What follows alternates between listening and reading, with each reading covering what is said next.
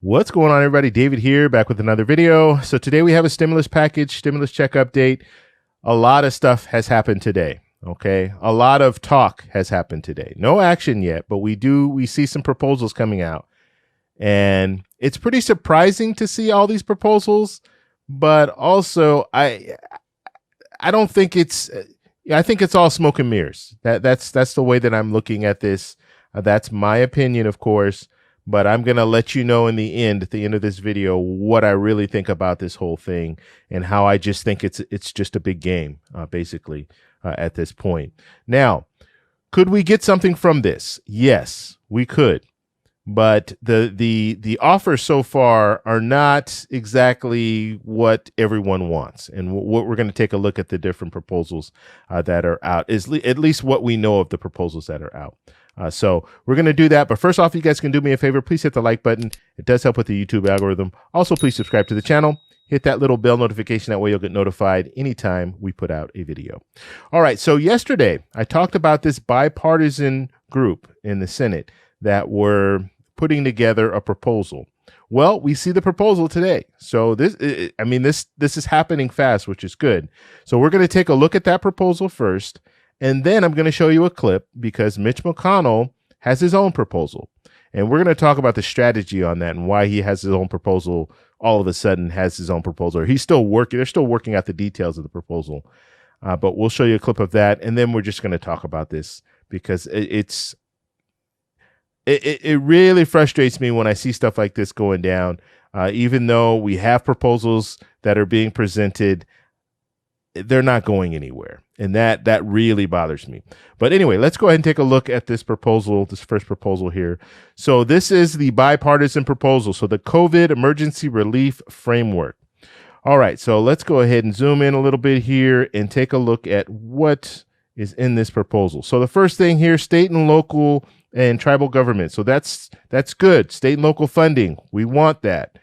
$160 billion. So that's gone down a little bit. It was a little higher when Nancy Pelosi and Stephen Mnuchin were negotiating, but it looks like it's gone down on this proposal here. The second thing here is additional unemployment insurance. Okay, so that's $180 billion. Now we're talking about $300 per week for the enhanced unemployment. Now, support for small businesses. So the PPP program, $288 billion. The PPP program has been in every proposal that's out there. Every proposal you have PPP funding. All right, the community lender support, $12 billion for that. This is important. Transportation. So the airline industry, they've been asking for money. So now we do have funding for them at $45 billion. It's not just for the airlines, but it's also for buses, transit, and Amtrak. So $45 billion there. And vaccine. So vaccine development and distribution and testing and tracing, $16 billion for that. And then we have, let's see, healthcare provider relief fund. We have $35 billion for that. Education, we have $82 billion. Now that's gone down. That was up to $105 billion. That's what the Republicans wanted in the HEALS Act, and then they were negotiating. They were even bringing it up a little bit higher, but it's gone down to, what was that, $82 billion.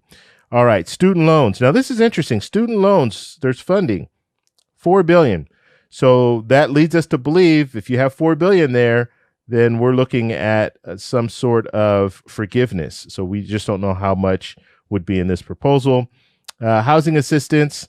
So $25 billion. So that is good. You have some type of housing assistance that's going to be needed because right now they have a moratorium, so they don't have to pay, but they're going to have to pay a lump sum once the moratorium is over. So having some type of assistance is really going to help when it comes to the housing. All right. Nutrition. Let's see. $26 billion for that. And agriculture, $26 billion for that. There this is interesting. Postal Service. So you have the Postal Service getting $10 billion. Now we know that there was a push prior to the election because they wanted to make sure there were no problems with the election. So they wanted to make sure that the Postal Service had funding. But the election's over. They're still talking about this $10 billion. So that's interesting. Childcare is $10 billion as well. And broadband is another $10 billion. Now, broadband is important because you have a lot of children that are home doing school from home, and they need broadband. Not everyone has a Wi-Fi in their home or has internet in their home. So this broadband is very important to build that out. And then opioid treatment, $5 billion. Now that's interesting. Opioid treatment. I don't know how that really ties into the COVID-19 situation, but they do have funding there. I'm sure there's some language in there where it will all come together as far as COVID related. But I just don't know. Looking at that, I don't know exactly where they were going with that. So that's a grand total of $908 billion. So that is the bipartisan proposal. Now, we're going to play a clip here. Let me pull this clip up. And this is CNBC, and she's just going to talk a little bit about Mitch McConnell. Now, what's going on is you have this proposal that's out. You have Nancy Pelosi, who's sent a letter to Mitch McConnell with another proposal. And then we don't know what's in that proposal yet. So that's coming from the Democrats. And then Mitch McConnell has his own proposal that he's going to bring to the floor. He's already said this $908 billion proposal, this one's not coming to the floor. And one more thing I didn't mention, let me just pull this back up. If you look through this whole proposal, what don't you see? Stimulus checks.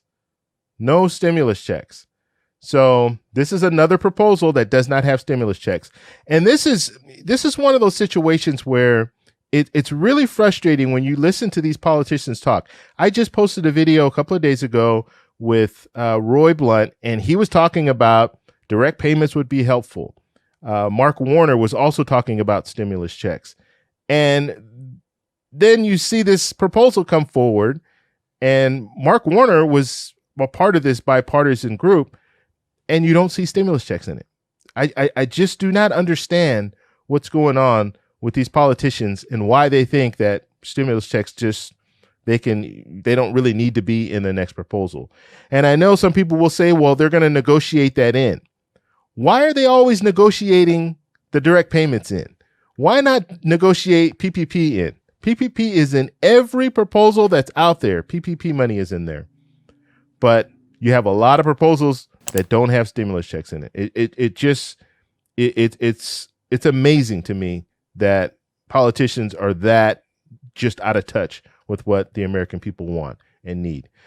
So, like I said, Democrats, they have their own proposal. We don't know exactly what's in that. Mitch McConnell is bringing another proposal. His proposal is probably going to undercut this $908 billion. So it'll probably be less than $908 billion. Let me show you guys this clip real quick, and then we'll talk about it on the other end. Well, Sarah, we've gotten a copy of yet another coronavirus relief proposal, this one being circulated by the office of Senate Majority Mitch McConnell amongst Republican senators and even some business groups as he tried to figure out what exactly his members support and what the White House would sign. Now, this proposal would call for taking back $429 billion that Treasury took from the Fed's emergency lending programs and putting it toward some other relief measures, including unemployment assistance, extending the programs that would expire at the end of the year by 1 month and then phasing them out over the next 2 months. It also includes $332.7 billion for another round of the Paycheck Protection Program as well. Always PPP. Every proposal you see has PPP. This has even more money for PPP than the other proposal that we just looked at.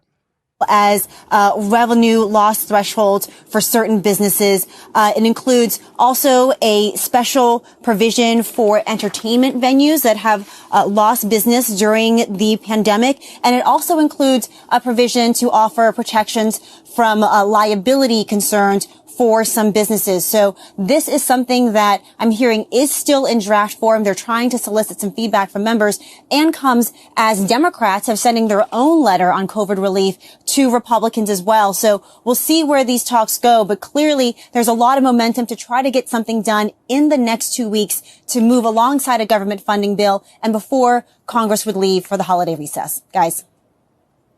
So the total size of this bill, Elon, is what? Do we know?